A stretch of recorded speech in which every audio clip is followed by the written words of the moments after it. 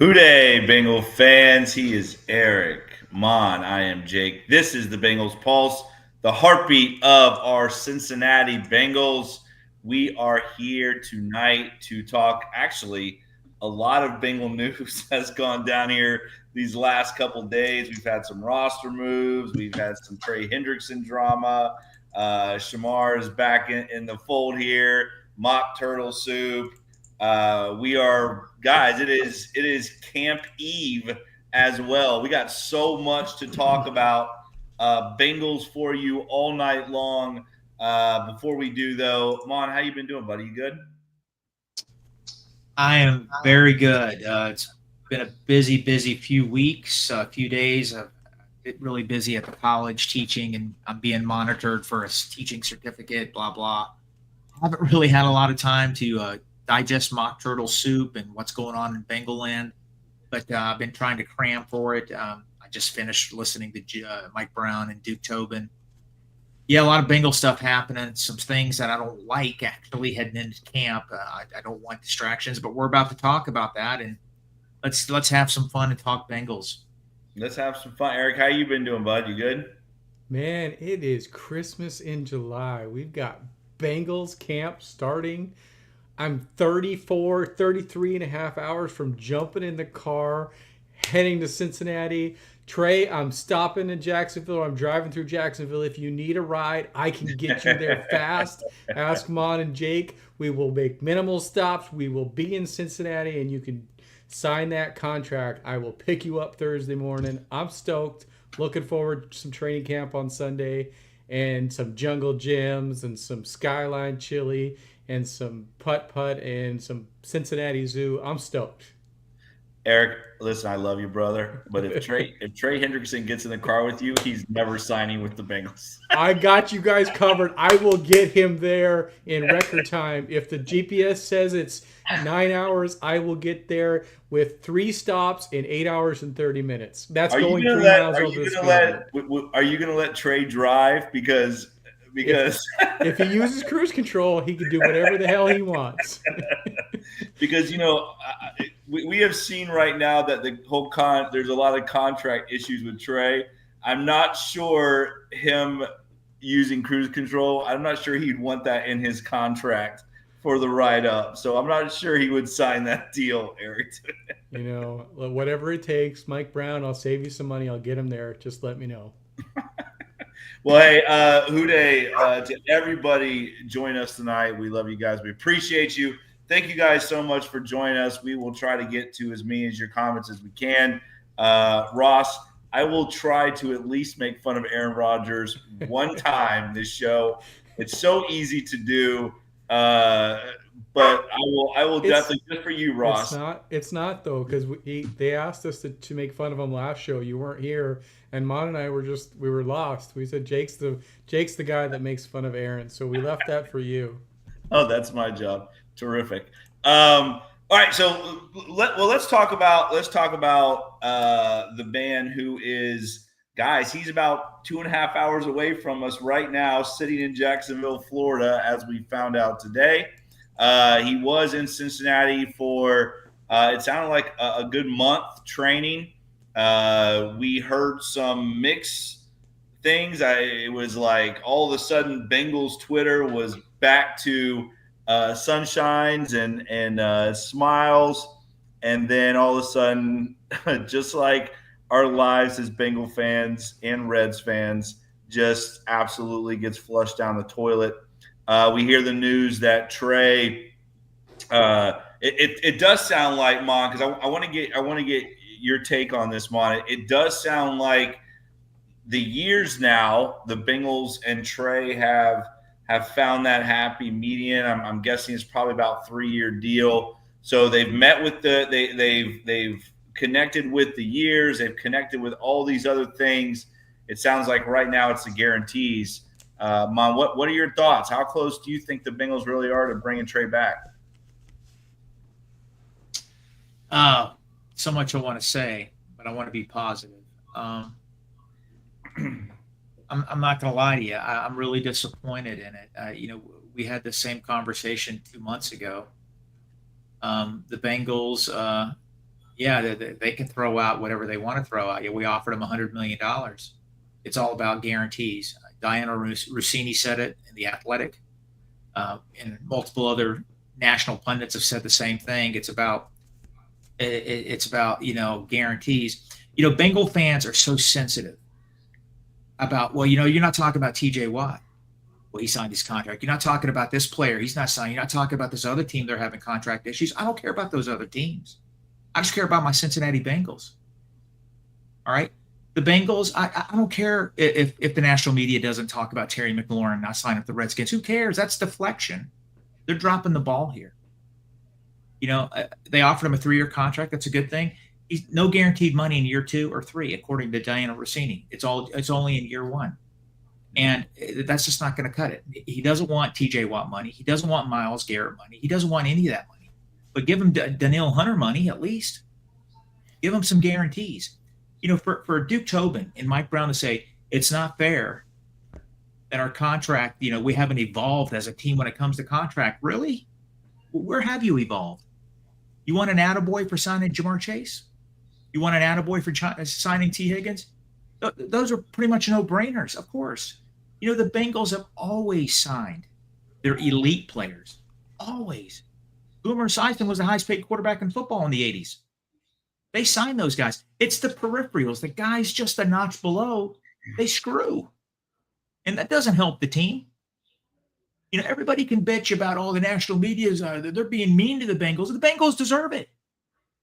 They deserve it. And you know what?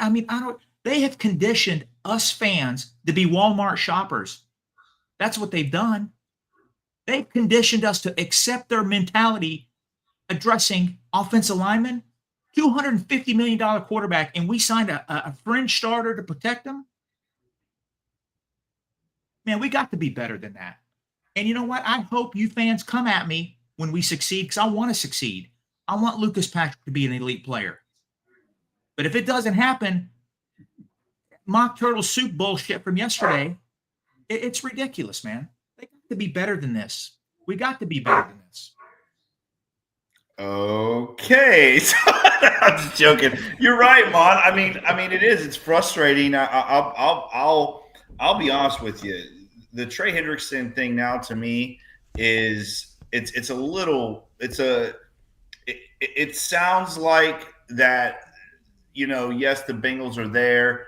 To me, if you're that close, and again, I'm just going by what Mike Brown is saying at Mock Turtle Soup. If you're telling me, Mike, that you are close to signing him, then I'm expecting him to be in the building the next day. You know what I'm saying? I think that's what frustrates me is don't speak on that if we are not at the point where he's walking in the building and signing a contract. I think that to me is the frustrating part about this Trey Hendrickson situation. And you're right, Mon. Listen, you talked about Boomer. What about Carson? What about Andy Dalton? Joe Burrow? I mean, at one point, those guys were the highest paid quarterbacks in the NFL. And the Bengals they have done that. They have gone out and they have paid those guys. But there is definitely a loss there when it comes to some of those other positions that they devalue. And it is frustrating. It's very frustrating. And I understand your frustration. Honestly, I've tried to look at this both ways. I've tried to look at it as a coach. I've tried to look at it from the Bengals perspective, from Trey Hendrickson's perspective. To me, at this point, the Bengals are on the 5-yard line.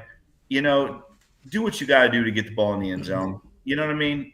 You're right there. Get the ball in the damn end zone. Trey Hendrickson wants to be in Cincinnati. He's not like that other one that we're going to talk about in a minute that I'm over. But this guy wants to be in Cincinnati. He wants to be a Bengal. He's a leader in the locker room. Put the ball in the end zone. Eric, what are your thoughts on it? Yeah, give Marshawn Lynch the ball. Don't throw it and give Tom Brady another Super Bowl. Just get this over the goal line. If we're talking about no guarantees in years 2, that's just bullshit. You're going to have him here next year.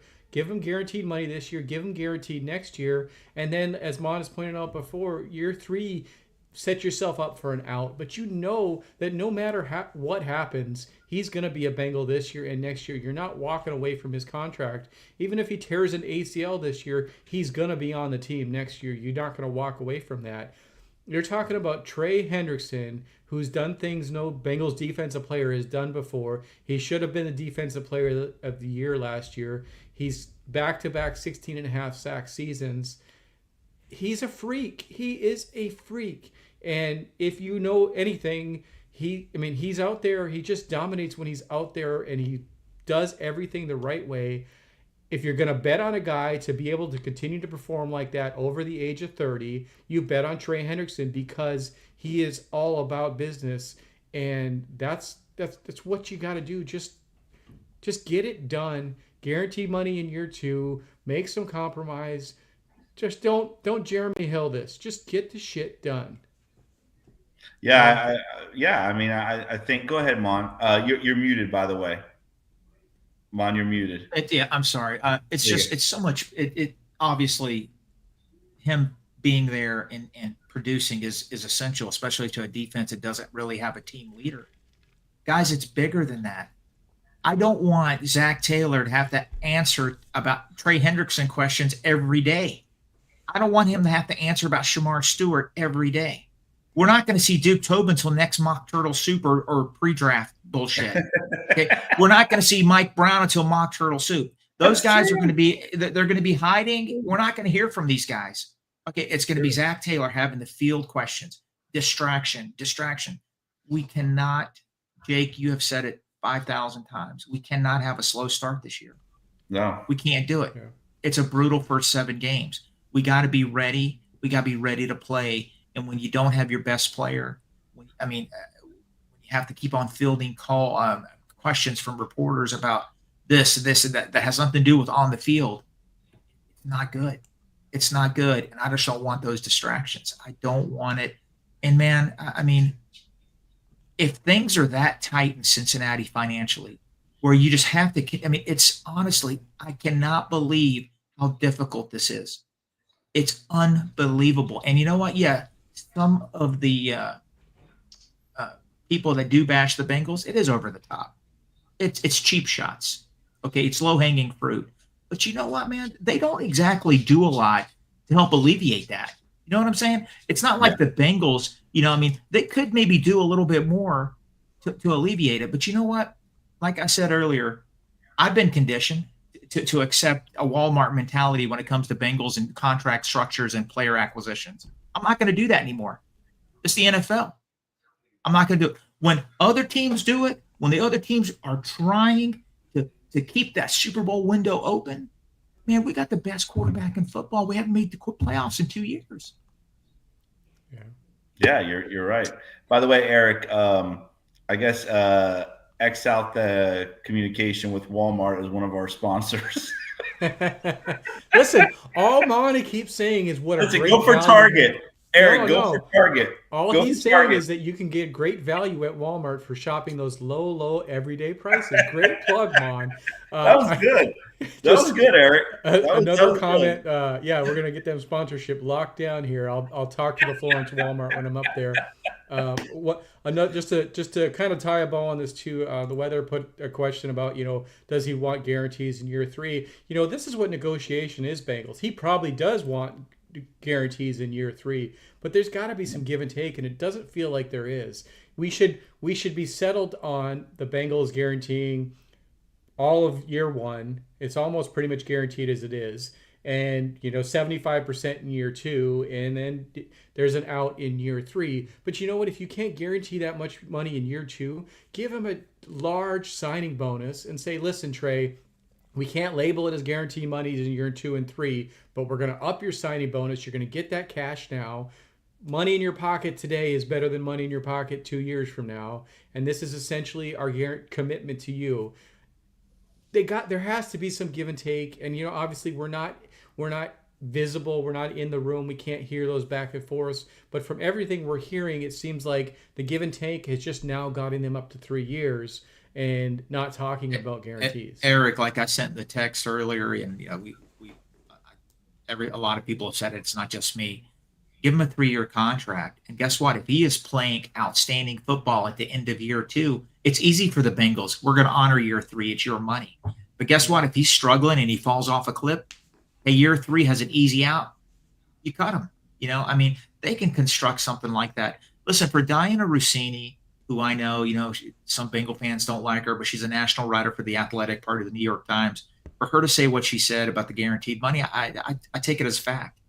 And I just hope he's going to be a Bengal. He's going to play this year. But I just, I don't want this peripheral distraction that could limit the team or cause the team some issues. Yeah. Well, and again, I know you don't want to talk about other guys, other teams, Mom, but obviously, with Karlaftis signing and then TJ Watt, I mean, the Bengals too, they need to, if they're going to do this, they need to do it, because Micah Parson is right around the corner. And, to me, Trey Hendrickson's he's in that ballpark. So, yeah, I agree. I guess what I was trying to say about that, maybe I was clumsy. On Twitter, there's a lot of banter. People are mad when the national media brings up Trey Hendrickson not signing, and they're not talking about other teams that have contract issues with right, their I know players. what you mean. I get it. And I get it. Is there a bias for against Bengals? Yes, there is. There is. But you know what? I don't really care about that. Let's get our guy signed, man. I want to focus on that. To me, that's just fluff, ridiculous stuff.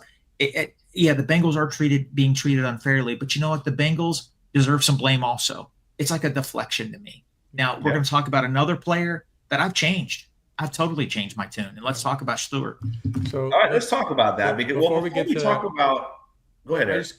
Just add one last thing to this. The Bengals are so afraid that he's going to drop off on production. If Trey Hendrickson's production falls by 50% next year and the year after, he's still getting 8 sacks per season, which is like 4th or 5th best in the league. Yeah. Get it done, Cincinnati. So with that, let's transition to Shemar Stewart. A lot of comments from Duke Tobin, a lot of comments from Mike Brown, everybody out there at Mock Turtle Soup. Mike Brown was very, very open and surprised a lot of people, making comments about saying that we're just talking silliness now because the contract is pretty much all guaranteed. And Mike Brown went into it. He's basically taking a stance that if he gets arrested and is in jail, he isn't going to be guaranteed his money. And it's really, really held up. So Mon had, I'll go to your Mon here. Mon did have, was kind of on Shemar Stewart side for a while, but he's changed. So Mon, why don't you give us your thoughts on this? I want to make it crystal clear about Shemar Stewart. I'm not mad at him.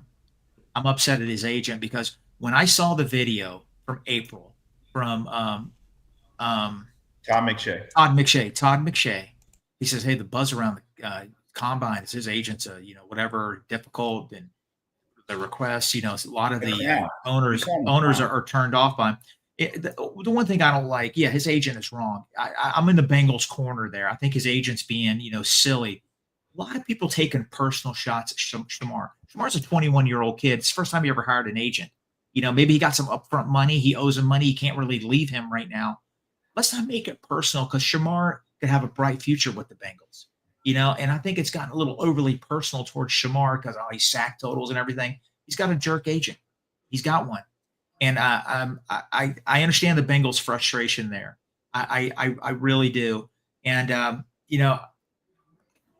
don't know, man. I just hate going into camp with these big distractions when we have to have the best camp in Zach Taylor's tenure. Let me tell you a story. I had dinner tonight with my in-laws. And my father-in-law asked me, they go, Mon, what's the Bengals' biggest competition this year? I don't think he's a passionate football fan. He watches it. I told him, I paused and thought about it. I told him it was the Bengals.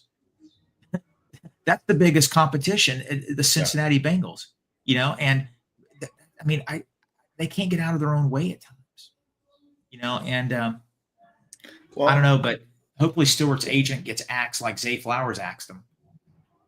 Let me, and I think this is, and I'm not trying to speak for all Bengal fans. I'm just speaking for myself here, but I think the frustration about that's geared towards Shemar, because you're right. I mean, Shemar Stewart is listening to the wrong person, right? And you said it, Mon. I mean, he's a kid. He's a kid, and he's getting bad advice.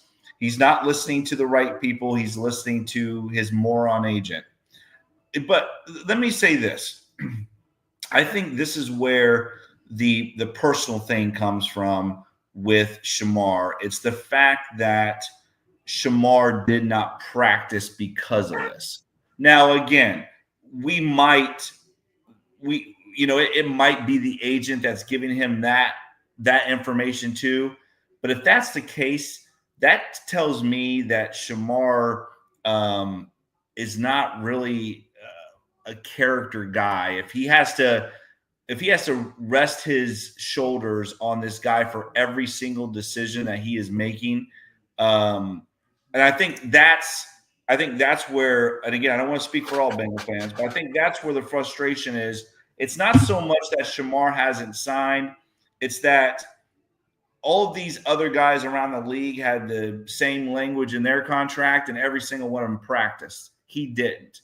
So again, I understand he's not signing because of his agent telling him not to sign, but if your agent tells you not to practice, that to me, and you don't practice, that to me is at a different level.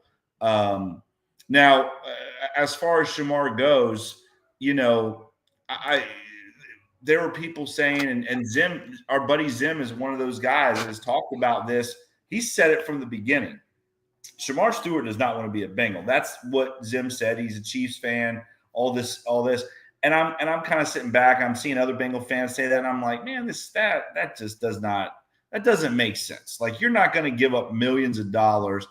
But I'm going to be honest with you. I'm starting to feel like he doesn't want to be a Bengal, and maybe never wanted to be a Bengal. Which to me, again, and I'm gonna kind of push this back over to Duke Tobin. Shame on Duke Tobin for not doing enough homework about this entire situation. Todd McShay comes on before the draft and says, he had like the 49ers taking him at 10 or 11, Shemar. However, he said, if you guys haven't seen it, you need to watch it. However, I'm hearing a lot of talk around the league that nobody wants to deal with Shemar's agent, that he might drop because of that. So, again, it's one of those, you reap what you sow, right? The Bengals scouting department, which is absolutely a joke, goes out. They don't do any homework, obviously. They draft a guy who, to me, again, this is Jake's opinion. They draft a guy who there were 3 or 4 other guys that were much better prospect than him in the first place. They draft a guy who's got a terrible agent, who it's already known around the league that this guy's a clown. They've had agent issues before, obviously, i.e. Jesse Bates. They've had agent issues before, and the Bengals still go out because they're stubborn and hard-headed, and they draft a guy who now is, honestly, I mean, you guys saw Mike Brown at Mont Turtle. Mon, you and I have been Bengal fans for almost our entire lives. We know Mike Brown is not going to budge on Shemar Stewart. He might budge on Trey Hendrickson, and I think he will. But this Shemar Stewart thing is not going to – it's not going to get eradicated all of a sudden because Mike Brown's like, oh, yeah, you know what? If you get arrested, I'll pay you, which, again, is just a mockery of professional sports for a professional player to come out and say, I want guaranteed money even if I get arrested and I'm sitting in jail, I want to get paid. Can you imagine one of us going to our employer and saying that? Like, I still want to get paid even if I get arrested.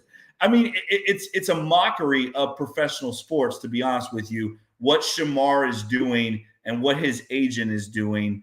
And again, I've always really ever since that whole thing about not practicing had come out, I'm on the Bengals side about this. And Mike Brown said it. He's like, listen, I'm not paying somebody for sitting in jail. And let me ask you this, Mom. Let me ask you this. You're a lieutenant, and if you had a guy come up to you, one of your employees, and say, "Hey, listen, Lieutenant Mon, you see how I kind of did that with Lieutenant Dan thing? They come up to you and say, Lieutenant Mon, I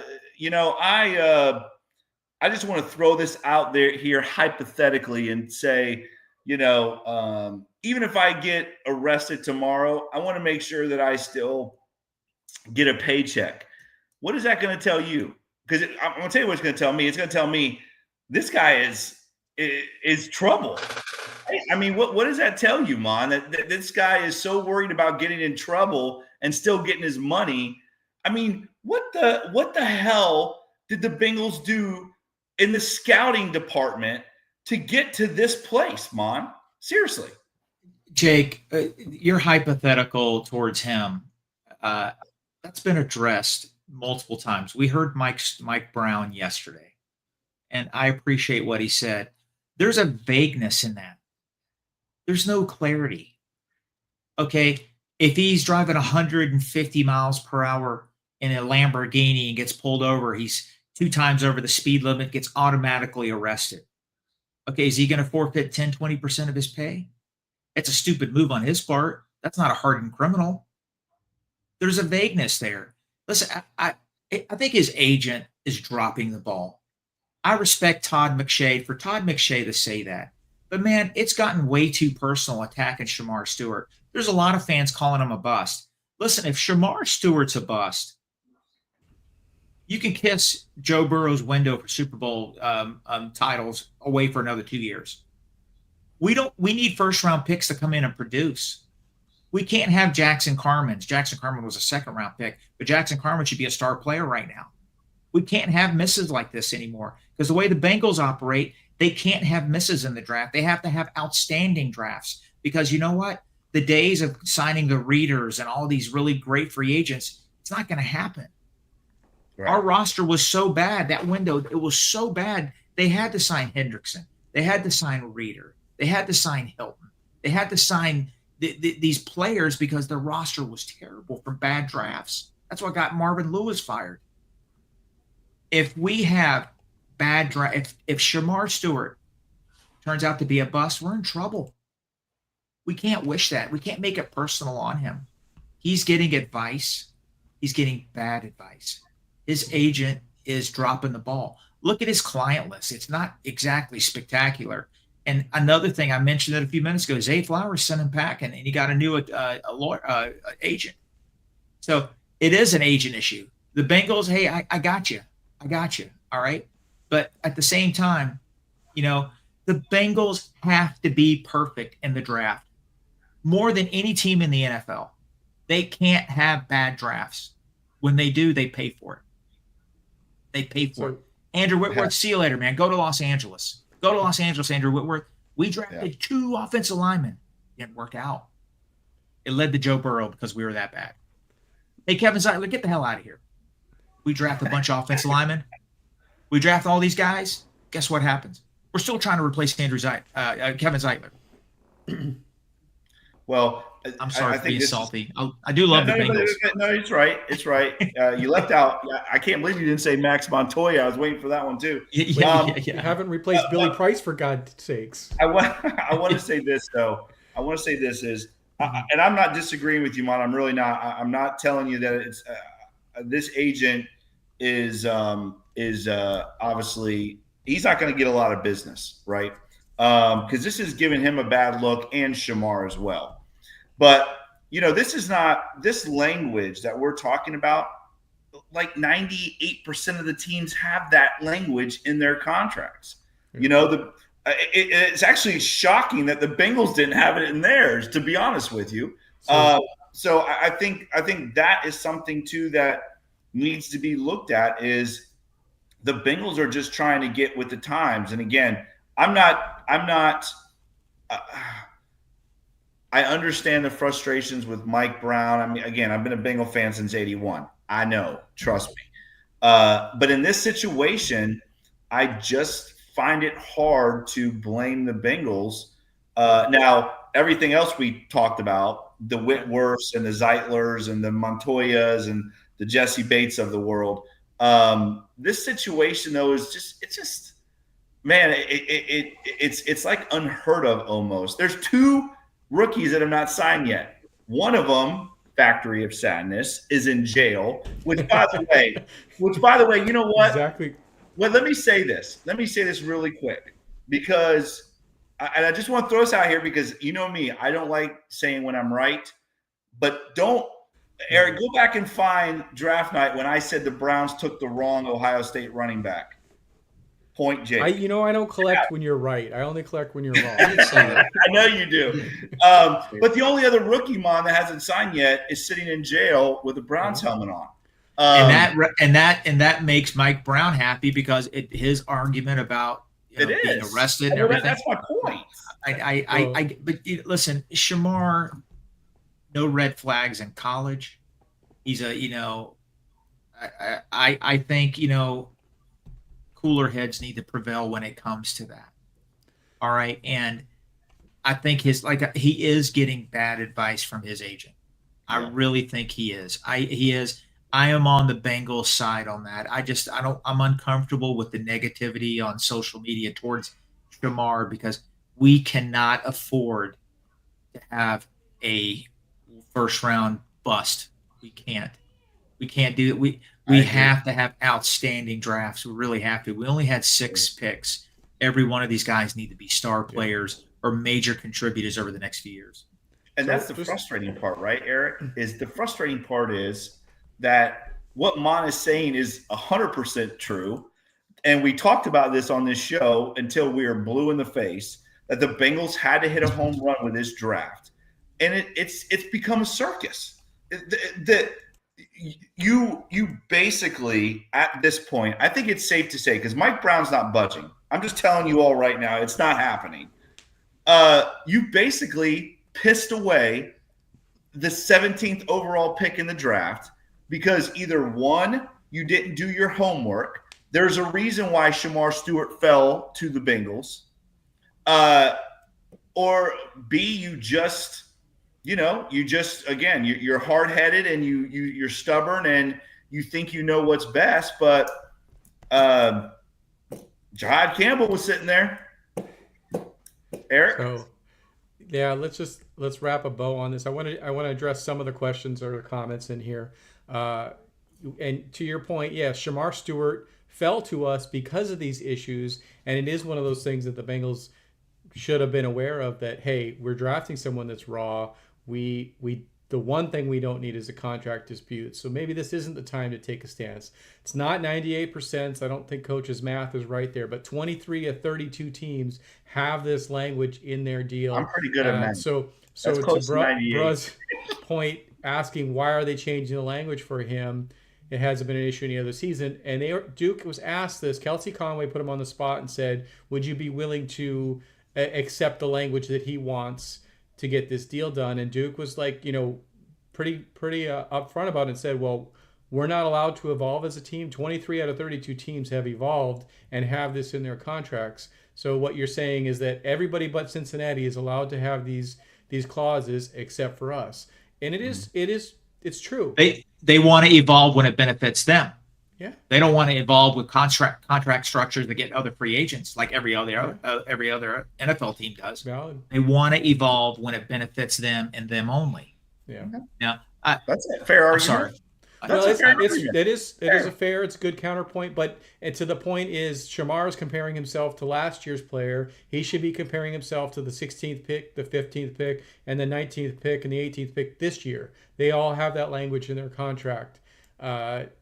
We had one other more in here asking about whether Shemar Stewart brought up the getting arrested or was Mike Brown. It was completely Mike Brown going off the cuff saying, hypothetical of him getting arrested. And for anybody that knows Mike Brown's history, but the language, Eric, is disciplinary. It's disciplinarian. If something happens negatively to that player. So yes, Mike Brown's going off the cuff when he says arrested. However, the language itself, that's what it's speaking on. It is speaking on, in so many words, if this guy gets in trouble, does something illegal, his contract's still guaranteed. Here's the thing, though. It's a contract language. I get it. It's contract language. It's big, scary language. Anybody that knows Mike Brown's history, if you walk in there and build a relationship with Mike Brown, he's going to go to bat for you. Look at all the trouble that Pac-Man Jones got into. Chris Henry had some off-field issues. God rest his soul. But Mike Brown goes to bat for his players, his guys. He doesn't walk away from them. And it's unfortunate that Shemar Stewart hasn't gotten a chance to build a relationship like that with him. It is big, scary language. They could walk away from him for anything they deem to be discipline issues, but can I give you an analogy? Can I give you an analogy? And Jake, you brought up my job, and let me give you an analogy. And I think it's just everybody needs to follow me on this. The department I work for during our contract negotiations a handful of years ago, they wanted our department, the fire department, to be the only department in the city to randomly drug test employees. They just say, "Hey, Abel Hassan, go get a drug test." No other department, no PD, Public Works, only the fire department. Our union said absolutely not. We didn't agree to that portion of the contract. You know why? The city already had drug testing, and they already had discipline for getting popped if you pee hot already in the contract and the city charter. But they wanted to go above and beyond only to the firefighters. All right. So I think Shemar might his agent saying, "Hey guys, if my guy gets arrested, there's league-wide discipline and policy that's already in place. So why do you feel the need to enhance it?" Well, other teams have done that themselves in the Bengals defense. But let's make it clear. Discipline for off-the-field behavior just didn't materialize in 2025. It's been league-wide for years, and the Bengals have it in their contracts, always have. So I guess they're taking it to another level now to where they can go get the players' money. I mean, there's already been stopgaps and contract negotiations or items in the contract to protect teams if a player goes and does something stupid like that. Yeah. Well, and let's be clear about this too, that 23 out of 32 is pretty close to 98%. This is good. Great math, Coach. Great math. Let's wrap I coach football. On this. There is an out if Shemar Stewart's. Hopefully, his team can listen to this, because our second round pick had the same language in his contract, and it was contention. But what they do, they went and took his bonus money and made 75% of it that he got right away. There is a way to massage his contract, but they gotta actually talk, and they gotta be open to that. They can't just be no language at all. So we're 38 minutes in. This is the night before training camp. Thanks, CC. Thanks for the 72%. Hey, listen, let me say this real quick though. Because we have been. It's been. Yash says 70.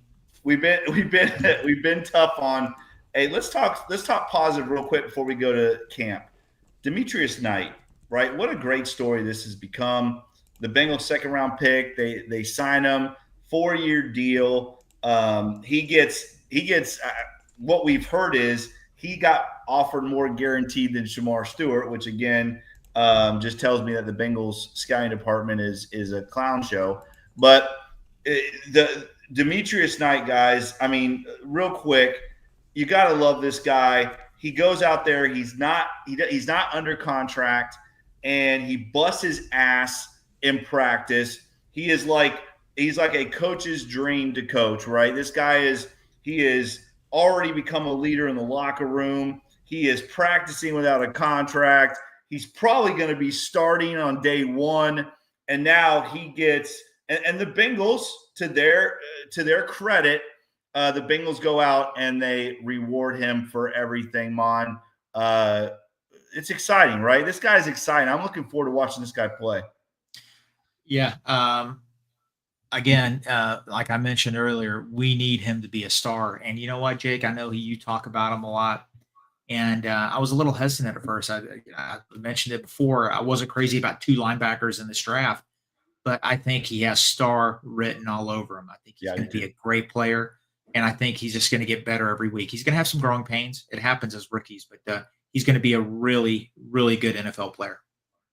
Yeah, I agree. I'm excited about this guy, and again, congratulations to him for getting his contract. It's it's crazy because there's been so much negative surrounding Shemar, and it's like Demetrius Knight just keeps doing his job. He gets signed. We got to make sure we look at those things as well, and again, uh, praise a player like him who, guys, we have lost some good leaders in this locker room. We need Demetrius Knight to be a leader on this football team. Real quick, Eric, before we go to that too, let's talk about some of the moves that have been made. Eric All, which we knew some of these things were going to happen. Eric All goes to PUP. Seth McLaughlin is going to the active non-football injury list, which again we kind of figured out was happening. Mon's kind of hoping right now that he takes the year off, which I wouldn't be surprised if he did. The Bengals go out, guys, and they sign a local hero from the University of Cincinnati Bearcats, Desmond Ridder. In the process of that, cutting the preseason hero in Logan Woodside. Good luck to Logan.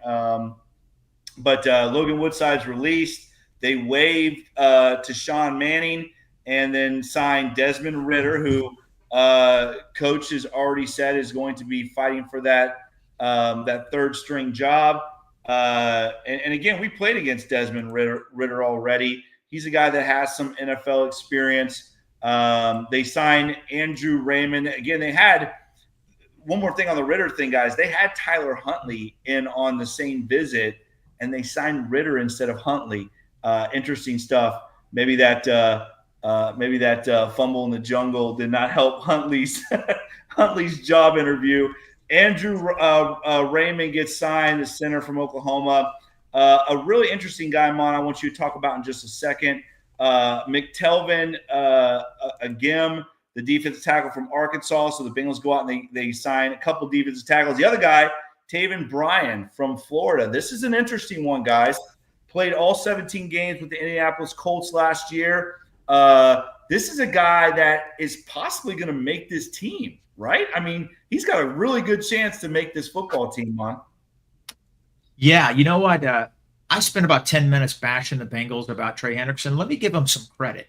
I'm happy with these picks. Are they superstars? Are these signings? They're not superstars, but they help the back end of the roster. Guys, what happened last year? We talk about that Patriot game. It was a disaster. J2 Ofele and Zach Carter played 30-40% of the defensive snaps. All right, and guys, let's face it, they just weren't getting the job done. We ended up signing Lawrence Guy, I think, a week after.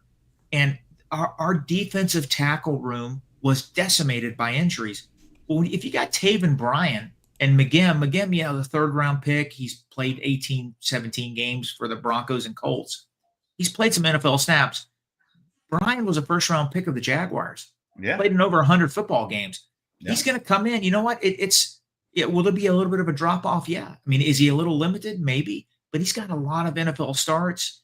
He's good depth. He really helps this roster. We're a lot. If heaven forbid we have another catastrophic issue with our defensive linemen, having these guys coming in and playing, I feel a lot better about them too than what happened last year. A lot better. Salute the Bengals for that. That's good quality depth. Yeah, really good depth. And being proactive, right? I mean, we talked about this, Mon. You talk about it all the time. The Bengals just going out and getting a guy, right? Like Lawrence Guy, going out and getting a guy. And instead, again, Taven Bryan, when they signed, this signing came through, I was like, I didn't even know he was a free agent. I was like, how the hell has this guy not been signed? Zach Moss gets placed on the active non-football injury list. Again, obviously the neck issue. Going to be very interesting to see, Eric. You've talked about this. If this is the start of the end of his Bengals career as far as Zach Moss goes. And they waive defensive tackle Dante Barnett. Obviously, they brought some guys in. Dante Barnett, I think he was the European, the guy, you know how they do the European players, and they bring those guys in. I think that's who he was. I think he was that guy. That is interesting. As Ceiling Cat puts, isn't that a free roster spot? Why would we cut him unless he just didn't pass a physical? Maybe? International, yeah, international. That's the word I was looking for. Thank you, Ceiling Cat. I don't know. I don't know the language on that. If it is, Ceiling Cat might be right. It might be an extra spot. I don't know. I don't know if it is or not anymore. That's a good point, though. I'm not really sure, but I think, Mon, the one thing that because when this first happened, you were talking about BJ Hill, and you got me a little worried, to be honest. And no, he's going to be fine, Mon. BJ Hill's fine. Don't worry about it. But BJ Hill and Dax Hill look like they are going to be ready to go. So yeah, this Taven Bryan thing, I think they signed him to be on this roster. I think he makes it. I think one of these two I think Brian's going to be a player. He's going to make the Bengals roster. They keep 9 or 10. I think he's 9 or 10. Guys, we've talked about it 2 years in a row now. BJ Hill's a good football player. He's a better player when he's a little rested. Remember the year before, he came out playing like a ball of fire. He was like one of the best defensive tackles in football the first 5 games, man. Then guess what? He was getting overworked. The depth on that defense line just wasn't there, and Lou Anarumo just played those guys too much. I think that's part of the reason Sam Hubbard developed all those leg injuries. Sam Hubbard needed more of a breather, and his body just finally started breaking down. But no, Taven Bryan's a good pickup. I'm glad they did it because, let's face it, when the Bengals usually go into training camp, they're going in with the players they got. No more adding unless there's catastrophic injuries. They added these guys 2 days before camp. Salute them. Good job. Thank you, Mr. Brown. And even you too, Duke. Mon, Whodey says that you need to get on your rocket and go pour some sugar on Trey Hendrickson. See how I did that? I took 2 Def Leppard songs. Just listen, Def Leppard. And listen, Whodey, I want you to know something. I'm hurting right now because my man Ozzy passed away today. I'm really sad about that. I'm sad about it too. Sad. Hey, you know what? You know what's crazy? I don't want to get off on the Ozzy thing, Mon, but did you see the Black Sabbath tribute concert? Ozzy, I watched. He sounded good. I mean, he sat down, but he sounded good. It's kind of apropos, that he got to go out on that high of a note because he obviously is a legend when it comes to rock and roll. Yeah, everybody, I'm getting at that age where, I go to a concert. I've talked about it before. Like I went to see Foreigner. There's like no original members of Foreigner. Yeah. It's a bunch of guys they hired over the last few years. It's like these bands. It's all tribute bands now. And well, it's crazy because I know I don't want to get on this, but I just gotta say this. It's crazy because Axl Rose takes the stage now, and I mean, you can't even be in that room for 5 minutes without wanting to punch yourself in the head, listening to that screeching awfulness of what's happened to him. Vince Neil, Ozzy's 76. Ozzy's 76. He sounds great. What about Motley Crue too? I mean, good gracious almighty. But Ozzy is rocking and rolling, man. Crazy Train. Love you, Ozzy. Listen, let's circle the wagons. Of note, Def Leppard was the second concert I ever went to. So if Trey's at a Def Leppard concert, let's go up there. Let's get him signed. All right, come on, Eric. You went to see Wham in concert. Yay! Yeah, and maybe when I was a baby, Uncle Mon carried me there, but no. I'm pretty sure. Come on. I'm pretty sure. I did see. I was going to say, Whodey made this comment. I'm pretty sure Rick Springfield is a wizard. There's no way. That guy's like 80, and he does look like he's 40. It is the craziest thing. He's got Mon's genetics. He's got St. Michael. St. Michael saw Jimmy Page and Plant on their tour in '95. That's good stuff.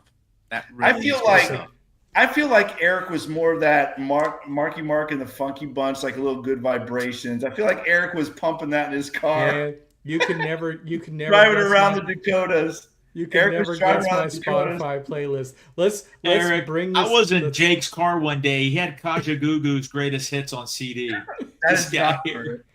true. Although All right, I do let's love 80s music. I rein do love this 80s thing in. music. We're 50 minutes in and we haven't talked about what you want to see out of training camp. So this is Okay, Christmas let's do it. Eve, guys. Let's get over this contract bull crap. It's going to work itself Let's out. go. It's not going to work it out tomorrow. Mon and I talked a lot last week of the things that we wanted to see and what we were excited to see out of training camp. So let's go to Jake. Give us 3 things that you want to see tomorrow at training camp. Tomorrow and Thursday, since we probably won't be on the air again until Thursday or Friday. I think the biggest thing that I want to see, and we kind of talked about this before, is I want to see the progression of this young defense, right? And I think that's what I'm going to be watching throughout camp more than anything else. Look, we know this offense is it's unstoppable. It really is unstoppable. I mean, yes, we don't have we threw some guys in at guard, but I'm telling you right now, the Bengals offense this year is going to be better than last year. This offense you have the best quarterback in the NFL, the best wide receiver in the NFL. Now you have another top 10 wide receiver who is very happy. Mike Gesicki had a career year last year. He's back. Chase Brown is going to be 1,000-yard back. I'm telling you right now. This offense is going to – Yoshi looks like the second coming of Hushmanzada. I mean, this is going to be a very potent offense. So for me, it's more about what does this defense look like? What does this young defense look like under Al Golden? These rookies like Demetrius Knight, how do they fit in? How are they going to fit into the mix? The other linebacker, Carter. It's going to be, to me, this is all eyes are going to be on the defense. I think everybody is going to be watching how Al Golden and this defense responds. Listen, as a coach, iron sharpens iron. You're going up against the best offense in the NFL every single day. You're not going to see a better offense than what you were going to see every day. So I'm just interested to see the progression of this defense, and I'm excited about it, to be honest with you. I'm really excited to see what it looks like, and maybe the progression a little bit of the offense. We saw Joe Burrow. He talked about Jared Goff's running game and on that quarterback show.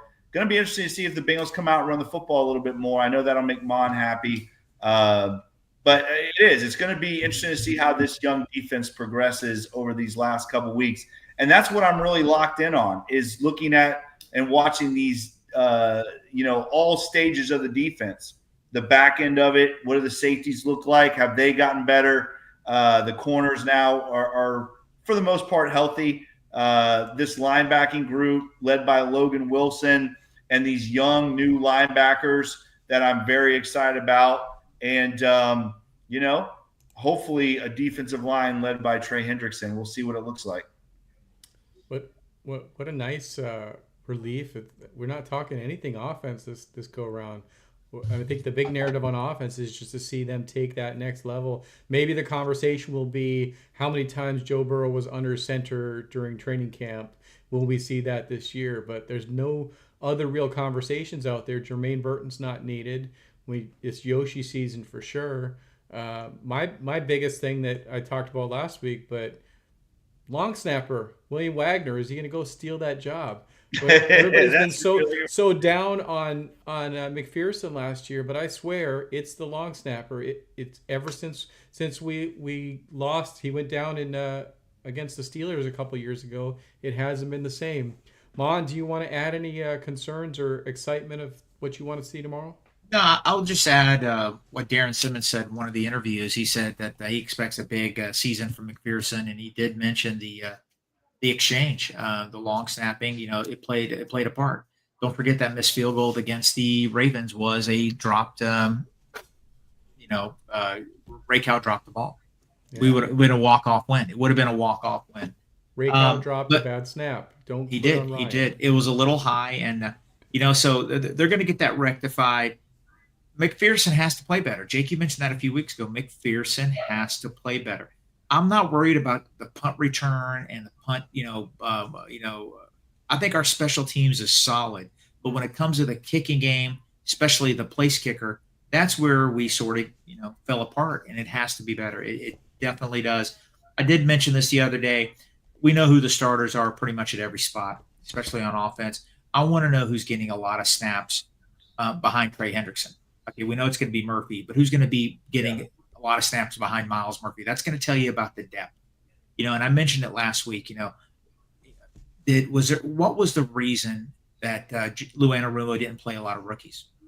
That was a big mistake, obviously. Right now, we still don't know what we got.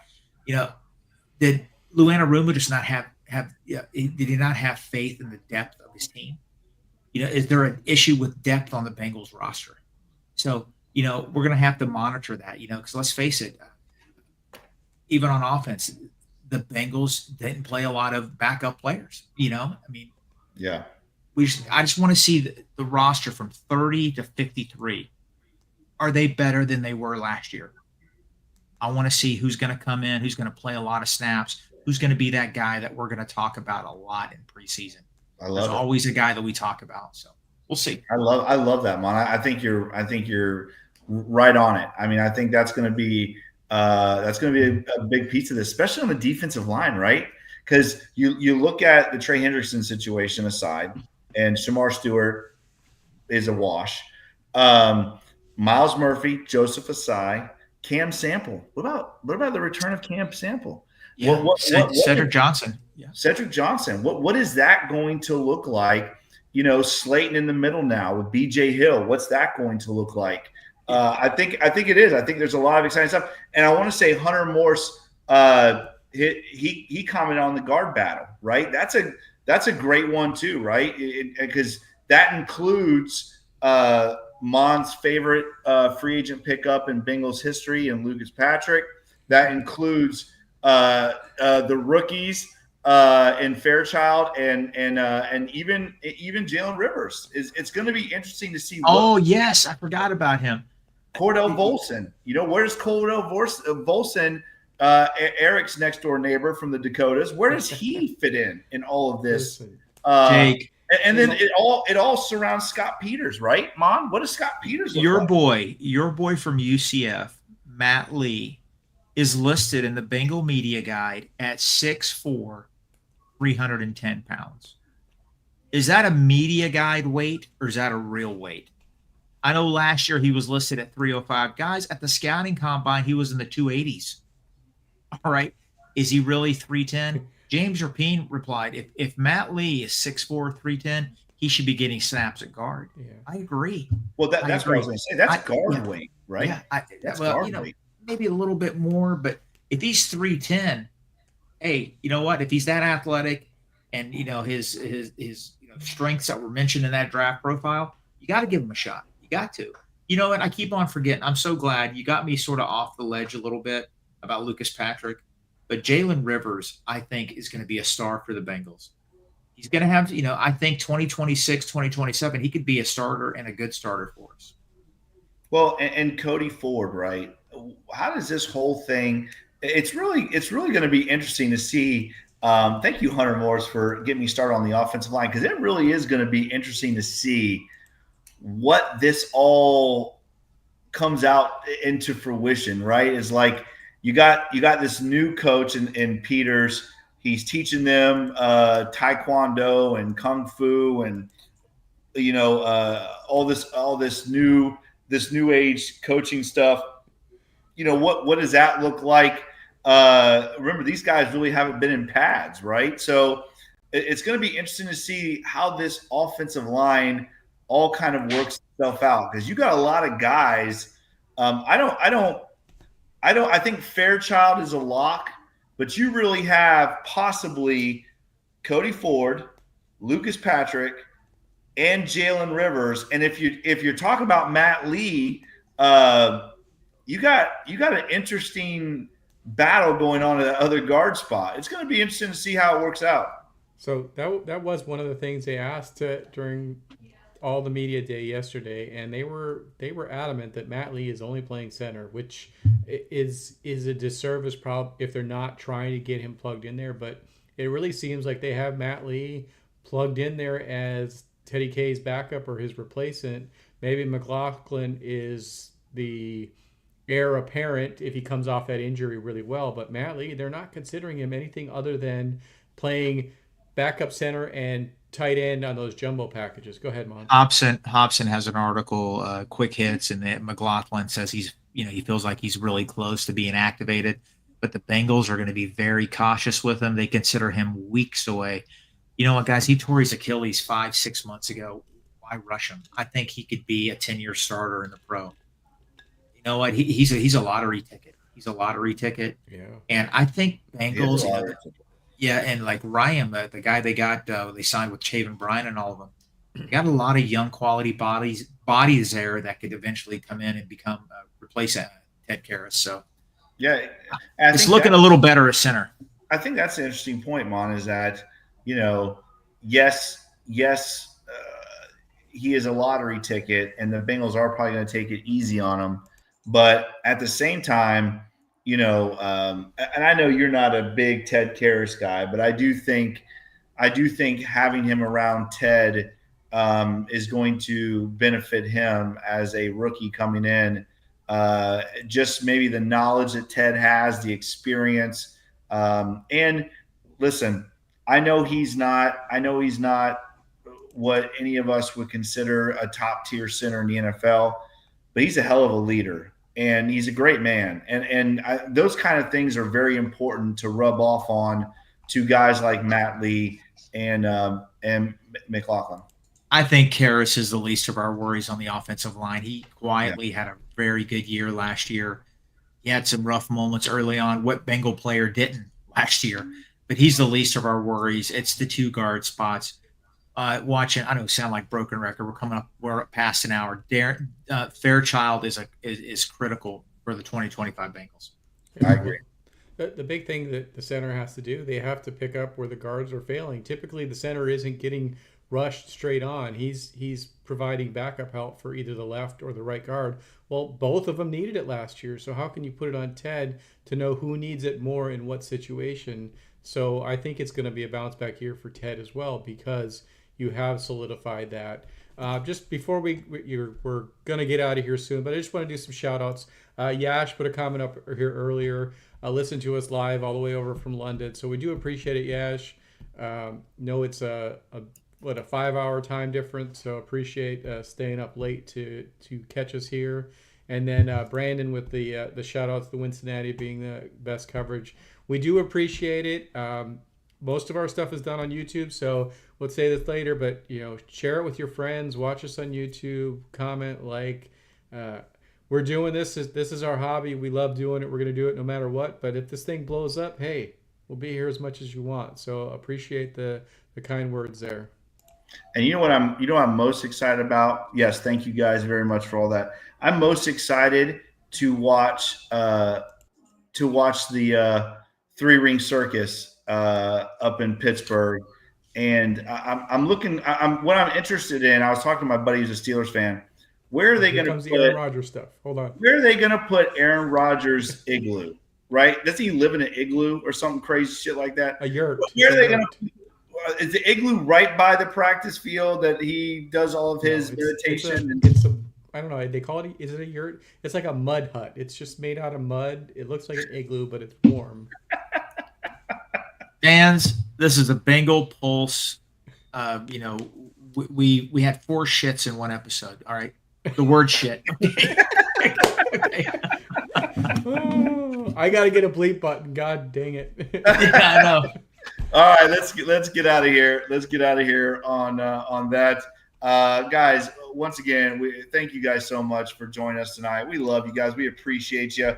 Thank you for all the incredible comments tonight.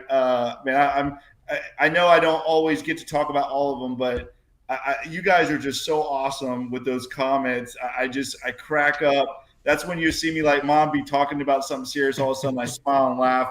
It's because of you guys. Thank you guys so much for tuning in and watching us every episode. Guys, if you like this podcast, make sure you like, share, and subscribe to this podcast. Make sure you check us out on all the awesome podcast platforms, Apple, Stitcher, Spotify. As always, guys, if you like this podcast, give us that 5-star review. We very much appreciate that. As always, follow Mon on Twitter at @TheFireMon. Follow me on Twitter at Coach Jake Owens 9. Follow Eric on Twitter at eFlash with 2 H's 88. Follow the Wednesday Podcast Network on Twitter at Wednesday Pod. And guys, as always, please follow us on Twitter at the Bengals Pulse. On Instagram, the same without the ad, the Bengals Pulse. That was a good one. And guys, as always, man, thank you so much for tuning in. Check out all the awesome podcasts right here on the Cincinnati Podcast Network. As Eric said, we will be back next week. We're going to talk all about camp and what it looks like. Hopefully a lot of positives that we're going to be talking about that young defense and that offensive line. And hopefully we will be bringing you breaking news about Trey Hendrickson, which we will do. If it breaks, the Bengals Pulse will go live and talk about it as well. Yes, Eric. I was just going to add that when the news breaks that Trey or Shemar signs, we'll go live, whoever can do it. If I'm in the mountains of Tennessee driving down the road past Buc-ee's, we're going live. I don't care. Boy. We'll make it happen because this is going to be big news. And when I pick him up in the car, we'll go live from the car and the Bengals Pulse can break into Buc-ee's. Jake, he's going to jump over on the passenger side. He's going to run the show for a live telecast. And he's going to be yelling at his wife, "Cruise control! Cruise control! What's wrong with you?" I'm yelling at Trey. Trey's the one that's driving. Yeah, okay, that's right. All right, guys, let's go.